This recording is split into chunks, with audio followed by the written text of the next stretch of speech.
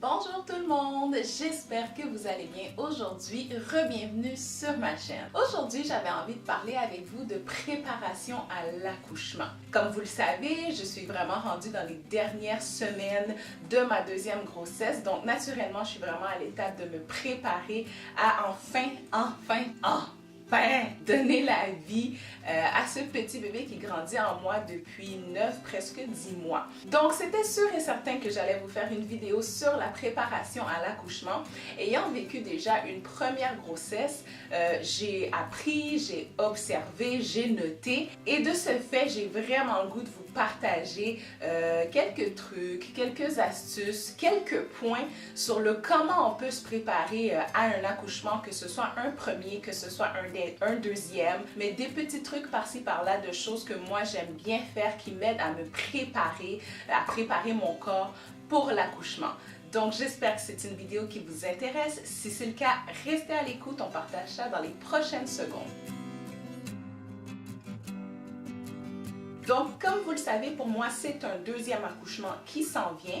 Donc, il y a certaines choses que j'ai faites pour me préparer à l'accouchement lors de ma première grossesse que je n'ai pas nécessairement refaites, que je ne refais pas nécessairement pour ma deuxième grossesse. Mais vous êtes peut-être en train d'écouter cette vidéo-là et c'est un premier accouchement, alors je vais vraiment vous partager le tout, que ce soit pour une première grossesse ou pour une grossesse suivante. Pour bien vous préparer à votre accouchement, vous pouvez suivre un cours de préparation à l'accouchement. Si vous suivez déjà un cours prénatal, habituellement, l'avant-dernier cours ou le dernier cours, c'est justement le cours de préparation à l'accouchement. Mais si vous avez préféré ne pas suivre de cours prénatal, il y a la possibilité de suivre juste le cours de préparation à l'accouchement. Renseignez-vous auprès de votre maternité, auprès d'un CLSC, auprès de votre localité également. C'est quelque chose que j'avais fait moi à ma première grossesse. En fait, moi, j'avais suivi vraiment le cours prénatal au complet et très sincèrement, parmi tous les cours que j'ai suivis pendant mes cours prénataux, le cours de préparation à l'accouchement était l'un de mes préférés. On apprend vraiment beaucoup. C'est bien beau de lire, mais lorsqu'on se fait vraiment expliquer par une infirmière ou par un professionnel de la santé comment se passe un accouchement moyen, vraiment en général, c'est vraiment super. Moi, j'ai adoré ce cours-là et mon mari également. Une autre bonne façon de vous préparer à votre accouchement, c'est de préparer un plan de naissance. Un plan de naissance, en fait, ce que c'est vraiment un plan, vraiment un résumé de ce à quoi vous vous attendez pour votre accouchement. C'est un document que vous pouvez trouver facilement sur Internet, dépendamment de votre pays, dépendamment de votre région également. Moi, mes deux préférés lors de ma première grossesse, c'était celui de Canal Vie ici au Québec et celui de Nestlé Bébé. Je trouvais que c'était des plans de naissance qui étaient vraiment complets. Donc, comme vous pouvez voir ici, le plan de naissance est un document qui contient vraiment toute l'information au sujet de votre accouchement, à propos de vos besoins et de ce que vous aimeriez avoir. Il faut faire attention par contre, le fait de préparer un plan de naissance ne veut pas garantir que tout ce que vous allez mettre sur votre plan de naissance, c'est vraiment ce qui va se passer, c'est ce qui va se réaliser. Le plan de naissance sert vraiment juste aux professionnels de la santé d'avoir un enlignement et de savoir un peu à quoi vous vous attendez, quels sont vos besoins en matière de l'accouchement, parce que surtout rendu au jour de l'accouchement, lorsque vous allez être en plein travail, la communication, vous allez voir, c'est pas nécessairement facile, vous allez être vraiment en douleur. Bon, c'est propre à chaque femme, là, mais habituellement, vous êtes en douleur au moment du travail. Ça permet aux infirmières, ça permet aux médecins de pouvoir voir un peu quels sont vos besoins, quelles sont vos attentes. Vous pouvez également bâtir votre propre plan de naissance. Il y a également la possibilité de vous renseigner auprès de votre maternité pour voir si votre maternité n'offre pas déjà un plan de naissance. Moi, je vous conseille fortement de présenter votre plan de naissance à votre médecin avant l'accouchement, de pas seulement arriver le jour de l'accouchement avec le plan de naissance. Lors de vos dernières semaines d'accouchement, lors de vos derniers rendez-vous avec votre médecin, présentez-le, ça va vous permettre de passer au travers avec votre médecin, poser des questions si vous en avez également. Ça va permettre également à votre médecin de vous poser des questions au sujet de certaines choses que vous allez avoir indiquées dans votre plan de naissance et ça va permettre à votre médecin de tout de suite insérer le plan de naissance dans votre dossier de patient et puis tout va être déjà prêt pour le jour de votre accouchement. Pour le prochain point, ça peut ne pas être un point qui va aider toutes les futures mamans à pouvoir se préparer à l'accouchement. C'est comme un point qui est un couteau à double tranchant. Autant ça peut aider certaines personnes, mais autant ça peut en nuire à d'autres. Je vous le partage quand même parce que moi, personnellement, c'est un point qui m'a vraiment aidé et c'est d'écouter des récits d'accouchement. Que ce soit par des personnes que vous connaissez de vos proches, des amis qui vous racontent comment s'est passé leur accouchement ou que ce soit d'aller écouter des récits d'accouchement en ligne sur YouTube. C'est la meilleure place où est-ce que vous pouvez trouver une panoplie de récits d'accouchement. Pourquoi que je dis que c'est pas un point qui va peut-être aider toutes les femmes dans leur préparation à l'accouchement? C'est tout simplement parce qu'il y a tellement de récits variés d'accouchement et il peut y avoir des histoires d'horreur comme qu'il peut y avoir de très belles histoires. Donc, si vous tombez tout le temps sur des récits d'accouchement où est-ce que l'accouchement s'est un peu plus mal passé, sur des personnes qui ont une résistance à la douleur beaucoup plus faible, que ça a été l'enfer, sur la manière qu'elle s'exprime, c'est vraiment des récits personnels. Là, c'est là que ça peut vraiment nuire. C'est à vous de juger, vous connaissez, vous savez ce que vous êtes capable de prendre, ce que vous êtes capable de ne pas prendre. Donc, si vous préférez ne pas écouter de récits d'accouchement parce que vous savez que ça va vous faire peur, que vous savez que si vous entendez parler de récits qui ont mal été, que ça va vous affecter, restez loin des récits d'accouchement, n'écoutez pas les histoires des gens. Mais si au contraire, vous êtes comme moi, c'est que vous voulez vraiment entendre premièrement les possibilités des choses qui peuvent arriver lors d'un accouchement, entendre des histoires vraies. Moi, c'est ce qui m'intéresse vraiment beaucoup. Tout lors de mon premier accouchement, lorsqu'on n'a aucune idée de comment ça peut se passer, moi j'étais ouverte à tout et que ce soit histoire d'horreur, que ce soit très belle histoire d'accouchement, moi je voulais vraiment écouter de tout. Il faut faire attention également lorsque justement on écoute des récits d'accouchement, surtout de personnes qui viennent d'ailleurs. Ça ne se passe pas nécessairement de la même façon. Il y a des techniques, il y a des choses qui font dans d'autres pays qui ne feront pas nécessairement au Québec ou dans le pays que vous vous trouvez. Donc, il faut faire très attention. N'hésitez pas à en parler avec votre médecin lorsque vous entendez certaines choses. Comme renseignez-vous, faites attention à ce que vous regardez. Essayez de regarder peut-être des récits qui se passent plus dans votre localité, dans votre région, dans votre pays. Mais moi, sincèrement, écouter des récits d'accouchement, j'adore. D'ailleurs, je m'excuse, je sais ça fait longtemps, d'enfant depuis le début de ma chaîne, que je vous dis que je vais vous partager le récit d'accouchement de Quincy et je ne l'ai jamais fait encore. J'ai tellement d'idées de vidéos puis vous en demandez tellement beaucoup que ça passe tellement vite, mais le récit d'accouchement de Quincy va venir, je vais vous le faire, ne vous inquiétez pas. Un autre point qui peut vous aider à vous préparer à votre accouchement, c'est d'aller visiter la maternité dans laquelle vous allez accoucher. Ça, encore une fois, lorsque je vous dis pour un premier accouchement, c'est vraiment quelque chose que je vous conseille de faire. Puis en fait, pas seulement pour un premier accouchement, pour un deuxième accouchement également, si elle ne se passe pas à la même maternité où ce que vous avez accouché de votre premier bébé. Dès que c'est un nouvel hôpital, dès que c'est une nouvelle maternité, que vous n'avez jamais été, que vous n'avez jamais accouché là, je vous conseille fortement de faire une visite de la maternité. Personnellement, je ne pense pas qu'il y a des maternités qui refusent des visites si vous êtes enceinte et que vous allez accoucher là. C'est quelque chose qui est vraiment bien parce que ça vous permet de voir les lieux avant l'accouchement, avant le jour J, surtout que ce jour J là, vous ne savez pas c'est quand.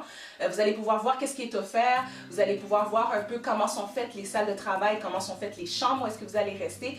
Moi, j'ai adoré la visite de ma maternité. Ce que j'ai trouvé aussi le fun lors de la visite de la maternité, c'est que la chambre de travail qu'ils nous ont présenté, ça a été la chambre où est-ce que j'ai accouché de mon fils. Donc, c'était super bien. Tout ce qu'ils avaient présenté, j'étais super à l'aise, je connaissais bien. Moi, la visite à la maternité était offerte dans les cours prénataux que j'avais pris. Donc, si vous ne prenez pas de cours prénataux, c'est vraiment de contacter la maternité et de booker un rendez-vous pour pouvoir faire une visite, tout simplement. Faites des exercices pour préparer votre bassin et votre corps. C'est vraiment important de préparer votre corps avant l'accouchement. Même si les derniers mois, les dernières semaines de grossesse sont difficiles, on a juste le goût de rien faire, de ne pas bouger parce qu'on a mal, on a beaucoup de douleur et ça, je peux en témoigner. Mais il faut vraiment passer au-dessus de cette douleur-là et de faire des tout petits exercices, des tout petits étirements pour préparer votre corps. Moi, quelque chose que j'aime bien faire, c'est de faire du ballon. Un ballon d'exercice, c'est vraiment de sautiller sur un ballon ou de faire des mouvements circulaires avec vos hanches sur un ballon d'exercice.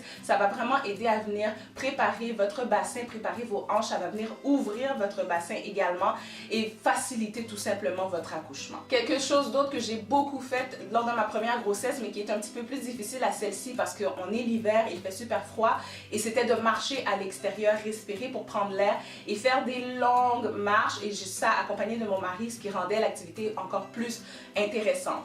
Ça va aider à préparer votre corps, encore une fois, comme que je vous le dis. Donc, La marche est vraiment une belle activité à faire, mais vraiment des longues marches de 30 minutes, voire 1 heure de temps. Marcher, marcher, marcher, marcher beaucoup. Pas nécessairement besoin de courir, vraiment juste faire de bonnes marches. Toujours pour vous préparer à l'accouchement, vous pouvez visualiser votre accouchement. C'est vraiment de visualiser un peu comment vous aimeriez que ça se passe. C'est sûr qu'il y a tellement de différents scénarios qui peuvent arriver que c'est pas possible de prévoir comment notre accouchement va se passer, mais juste de visualiser le tout, d'avoir des pensées positives, ça va déjà vous aider à vous relaxer, ça va vous permettre de vous déstresser également, puis ça va faire du bien à votre corps puis à votre bébé de vous sentir relaxé. Également, ce que j'aime beaucoup faire, c'est de m'installer sur le lit et d'écouter de la musique vraiment relaxante pour relaxer mon corps, relaxer mes ligaments, relaxer toute cette pression qu'il y a dans le corps depuis tous ces mois-là qu'on porte le bébé à l'intérieur de nous.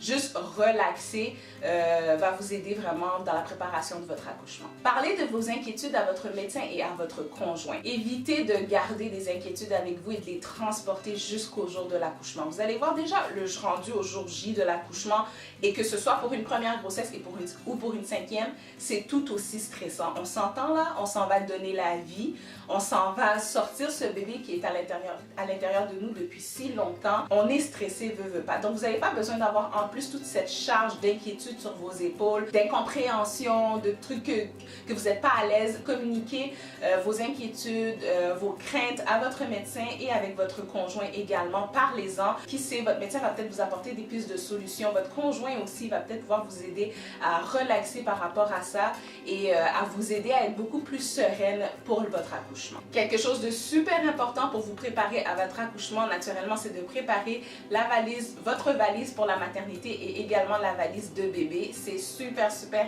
important. Je le mets dans la vidéo, même si que pour la majorité des femmes, sûrement, c'est un point qui est évident, qu'il faut le préparer d'avance. Je ne vais pas en parler davantage parce que c'est sûr, je vous prépare une vidéo sur mon sac de la maternité et le sac de bébé. En plus que c'est un deuxième accouchement, je vais pouvoir vraiment vous partager ce que j'ai trouvé qui a été inutile lors de mon premier accouchement et ce que j'ai manqué lors de mon premier accouchement que j'aurais dû apporter. Fait que j'ai vraiment hâte de vous partager ça. J'espère que c'est quelque chose qui vous intéresse. Thumb up si vous avez envie d'avoir une vidéo sur ma valise de maternité et la valise de bébé. Le dernier point que je vous partage aujourd'hui dans la vidéo qui est probablement déjà trop longue, c'est tout nouveau pour moi en fait parce que c'est un deuxième accouchement et c'est un point qui va être valide si vous avez déjà des premiers enfants à la maison, si ce n'est pas votre premier accouchement. Et c'est de prévoir le gardiennage des enfants qui seront à la maison. Point quand même assez stressant, je ne vous mentirai pas, parce que Quincy est jeune. Et puis, je trouve déjà qu'il va avoir déjà le chamboulement d'accueillir un nouveau bébé à la maison, d'accueillir sa petite sœur. Mais en plus, on ne peut tout simplement pas savoir quand l'accouchement va arriver. Donc, c'est le fait que du jour au lendemain ou de la nuit au lendemain ou on ne sait juste pas quand, c'est que je vais juste disparaître pour partir à la maternité puis que faire garder Quincy pendant 2 nuits, espérant que ça va être juste 2 nuits. Puis je trouve que ça fait comme beaucoup là pour un petit bébé de 18 mois. Je trouve que ça fait quand même beaucoup de chamboulement. Mais bref, tout ça pour dire qu'il faut planifier le gardiennage des enfants qui sont à la maison. Il faut prévoir le tout. Si vous avez des bonnes relations avec vos voisins, je vous conseille fortement de les mettre au courant, surtout pour un accouchement qui va se passer en plein milieu de la nuit. Le temps de contacter la personne ou les personnes qui doivent se déplacer pour venir prendre en charge votre enfant. Ils peuvent venir rapidement rester avec l'enfant à la maison, surtout si c'est dans la nuit. Il n'y aura pas à réveiller l'enfant ou les enfants et vous pouvez quitter le temps que les personnes à qui vous avez assigné le gardiennage de vos enfants arrivent. Donc, si vous êtes vraiment mal pris, c'est sûr que vous n'aurez pas le choix de vous déplacer avec votre enfant ou vos enfants. Par contre, papa va devoir rester dans la salle d'attente avec les enfants. Ça m'étonnerait que les enfants puissent aller dans la salle de travail. Comme vous le savez, un accouchement peut se passer en 2 minutes comme qu'un accouchement peut prendre 24 heures. Donc, si l'accouchement se passe très rapidement, ça serait très, très, très dommage que papa manque l'arrivée de ce nouveau bébé-là parce qu'il doit rester avec les enfants dans la salle d'attente le temps que les personnes qui doivent venir prendre en charge vos enfants arrivent. Donc, planifier le tout, c'est super important pour être à l'aise, pour être en paix. Moi, je vous dirais que dans ma préparation de mon deuxième accouchement, c'est vraiment le point qui me stresse le plus. Voilà les filles, c'est ce qui fait le tour de mes points pour vous aider à vous préparer pour votre accouchement. J'espère vraiment que vous avez apprécié la vidéo. Dites-le moi si c'est le cas. C'est toujours agréable de savoir que les vidéos qu'on fait vous plaisent. Si vous avez des questions, n'hésitez pas à les poser dans les commentaires. Je vais vous répondre du meilleur de mes connaissances.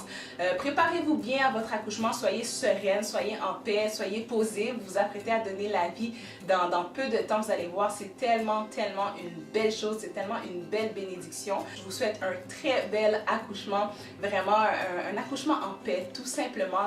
Une belle rencontre avec votre nouveau bébé. Abonnez-vous à la chaîne si ce n'est pas déjà fait. Activez les notifications également. Partagez la vidéo avec vos amis, vos connaissances sur vos réseaux sociaux. Et d'ici ma prochaine vidéo, je vous envoie une belle dose d'amour et je vous dis à la prochaine. Ciao!